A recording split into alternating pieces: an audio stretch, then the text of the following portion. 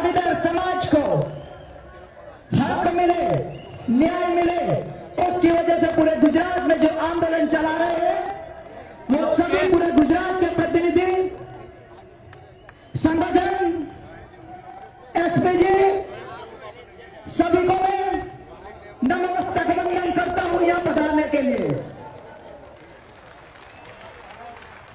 हमारे इस आंदोलन के दौरान पूरे गुजरात में एक संगठन शक्ति का उल्लास हुआ है, जहां पर इन राजनीतिक पार्टियों की वजह से हम टूटे हुए थे। आज वो लेवा पाटीदार और करोड़ पाटीदार एकजुट होकर अपनी ताकत लेकर बाहर आ गया है और इस संगठन शक्ति को देखकर आज कई सरकार के पैरों में पानी गर्म हो रहा है और वो देख रहे हैं कि इस ताकत को कैसे तोड़ा जाए, लेकिन वो नहीं जानते हम सरदार के वंशज हैं, सरदार के हम बाप है, बेटे हैं, सरदार ने हमें खून पिसा है। हम जहां निकलते हैं वहीं पर क्रांति शुरू हो जाती है, जहां हम निकलते हैं वहीं इतिहास शुरू हो जाता है।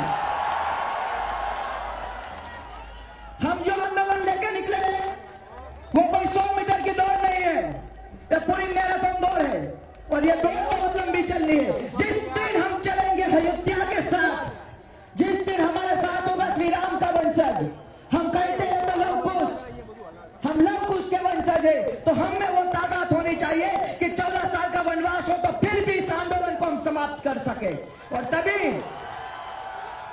तभी हम सफलता के मार्गों पर सही तौर से चलेंगे। कुछ लोग कहते हैं बहुत दिनों से ही आंदोलन चला रहे हैं, कुछ पार्टियां कहती है भाई तुम लोगों को सुप्रीम कोर्ट की गाइडलाइन नहीं मालूम, ये नहीं हो सकता, वो नहीं हो सकता। अगर एक आतंकवादी के लिए रात को 3:30 बजे सुप्रीम कोर्ट खुल सकती है तो इस देश के भविष्य के युवा के लिए अगर 3:30 बजे किसी आतंकवादी के लिए सुप्रीम कोर्ट खोलती है, उसके लिए मुकदमा चलता है, तो इस देश के युवा के लिए कोई मुकदमा नहीं चलता। इस देश के युवा के लिए बंधारण चेंज हो सकता है और इस देश के युवा इस देश का भविष्य है, ये देश का युवा इस देश का विकास करेगा। और इसीलिए हम कहते हैं कि अगर एक पटेल पूरे हिंदुस्तान को एकजुट कर सकता है तो हम तो 50 लाख है, 1 करोड़ 80 लाख है, पूरे हिंदुस्तान में 27 करोड़ है, हम जो चाहे वो कर सकते हैं।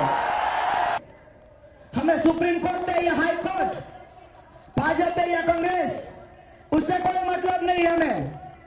हमें हमारा हक चाहिए, प्यार से चाहिए, आन से चाहिए, बाण से चाहिए, शान से चाहिए और इस हक को हम भीख नहीं मांगते।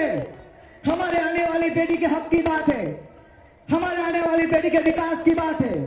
अगर इस देश का युवा इसी रोड पर आंदोलन के जरिए अपना हक मांगने निकलता है और उस योग्य हक नहीं मिलता तो उनमें से ही कोई नक्सलवाद पैदा हो सकता है, उसी में ही कोई आतंकवाद पैदा हो जाता है। आज सभी युवा रोजगार के जरिए दौड़ते जलते हैं, अच्छी अच्छी डिग्रियां उनके पास है, जॉब कहां है? पीएसआई या कांस्टेबल की एग्जाम में फिक्स रेट लग जाता है 25 लाख 15 लाख, जैसे हम कोई खोम चलाने के लिए चले हैं।